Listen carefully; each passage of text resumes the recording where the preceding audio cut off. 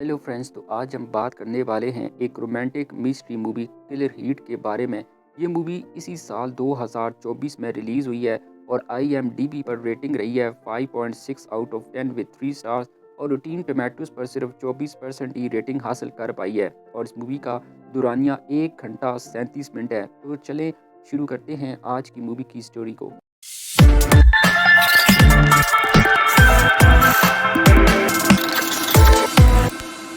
तो मूवी की शुरुआत होती है लियो नाम के एक शख्स से जो पहाड़ के ऊपर चढ़ रहा होता है। और हैरान करने वाली बात ये थी कि वो बिना किसी सहारे के चढ़ रहा होता है, लेकिन तभी अचानक इसका हाथ फिसल जाता है और पहाड़ से नीचे गिरने की वजह से इसकी वहीं पर मौत हो जाती है। इसके बाद हम लियो का फ्यूनरल देखते हैं, जहाँ पर लियो का बड़ा भाई एलियस, इसकी बीवी पेनेलोपी और लियो की माँ ऑड्री होते हैं। और इसी दौरान हम वहाँ जॉर्ज नाम के एक पुलिस वाले को भी देखते हैं, जो कि चोरी छुपे लियो की पूरी फैमिली की फ़ोटो ले रहा था। इसके बाद हम निक नाम के एक प्राइवेट डिटेक्टिव को देखते हैं, जिसको कि एलियस की बीवी पेनेलोपी ने इस आइलैंड पर बुलाती है, जहां पर के लियो की मौत हुई थी। क्योंकि पेनेलोपी को ऐसा लगता है कि इसका देवर मरा नहीं है बल्कि इसका मर्डर हुआ है। इसलिए वो चाहती है कि निक फिर से इस केस पर सीक्रेटली इन्वेस्टिगेट करे और पता लगाए कि आखिर वो कातिल कौन है।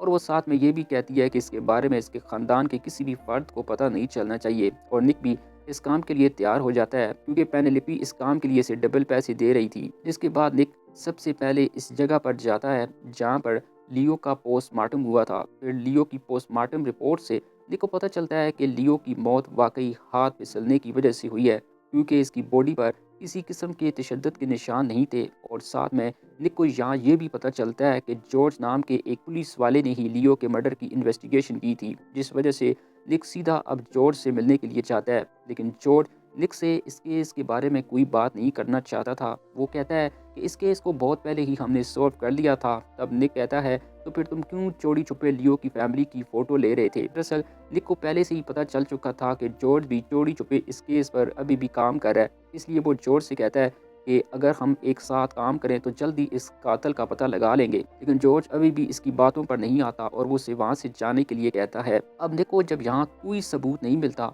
तो वो सीधा जाकर एलियस से मिलने चला जाता है और इससे कहता है कि आपका ढेर सारा पैसा हमारे शहर में इन्वेस्ट किया गया है, जो कि लियो की मौत की वजह से आपको दिया जाएगा। लेकिन इससे पहले कंपनी ने मुझे आपके पास इसलिए भेजा है ताकि मैं ये कन्फर्म कर सकूं कि लियो की मौत वाकई हादसे से हुई थी। ये सुनकर लियो कहता है कि तुम मुझसे जो कुछ पूछना चाहते हो मैं बताने के लिए तैयार हूँ, लेकिन तुम मेरी माँ को परेशान नहीं करोगे। जिसके बाद इससे निक एक एक सवाल पूछने लगता है। अब इसी दौरान वहाँ गाड़ी में जॉर्ज को देखते हैं, जो चोरी छुपे इनकी बातें सुन रहा था। इधर एलिश बताता है कि पिछले 3 हफ्तों से वो अपने भाई से नहीं मिला, क्योंकि 3 हफ्तों पहले एक बार में इनकी लड़ाई हुई थी। निक कहता है कि लड़ाई किस बात पर हुई थी? तो वो कहता है कि मैं इस दिन नशे में था और हमारे भाइयों के बीच ये आम सी बात थी, हम लड़ते झगड़ते और फिर एक साथ सुलह कर लेते। अब निक इससे पहले कि कुछ पूछता, एलियस के फोन पर एक मैसेज आता है, जिससे पता चलता है कि ये बंदा कोई इंश्योरेंस वाला नहीं है। अब जैसे ही एलियस को निक की सच्चाई पता चलती है तो वो निक से मजीद बात करने से इनकार कर देता है। अब वही निक जॉर्ज को भी देख लेता है,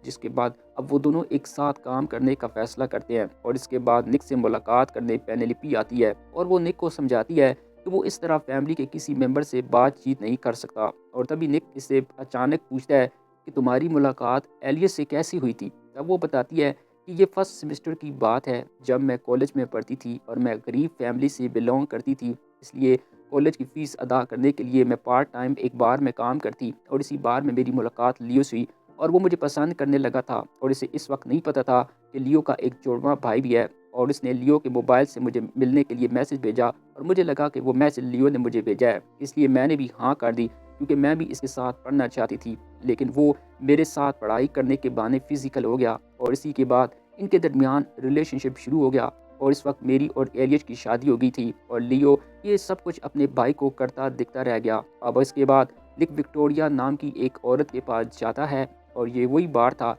जिसमें निक और एरियस की लड़ाई हुई थी। इस पर विक्टोरिया को इसके बारे में कुछ पता नहीं होता, पर वो बताती है कि लियो बचपन ही से इस पहाड़ पर चढ़ता आया है और इस पहाड़ पर चढ़ने का अच्छा खासा तजर्बा भी था, इसलिए नीचे गिरना का तो सवाल ही पैदा नहीं होता। अब ये सब सुनने के बाद निक रात को बिना दावत के लियो की पार्टी में घुस जाता है और वहां जाकर इसकी माँ से पूछताछ शुरू कर देता है, जिसको देखकर लियो भड़क जाता है। अब इतना सब होने के बावजूद भी निक लियो का पीछा नहीं छोड़ता, जिस पर लियो के आदमी इसे एक बार में पीट भी देते हैं। अब अगले दिन निक को पेनेलोपी से पता चलता है कि जिस पहाड़ पर लियो चढ़ाई कर रहा था वहां तक जाने के लिए पानी से गुजरना पड़ता है, मतलब अगर कोई इस तरफ जाएगा तो वो बोट से ही जाएगा। ये सब सुनने के बाद अब निक हादसे वाले दिन की इस सारी बोट की डिटेल निकलवाता है, जिससे इसे एक बोट के बारे में पता चलता है कि इस दिन नदी के पार एक बोट तो गई थी पर वो वापस नहीं आई। अब निक और जॉर्ज इसी बोट का पता लगाने के लिए निकल पड़ते हैं, जहाँ पर वो देखते हैं कि कुछ लोग इस बोट को कहीं ले जा रहे हैं। लेकिन इसी दौरान वो लोग निक और जॉर्ज को देख लेते हैं और देखते ही गोलियां चलाने लगते हैं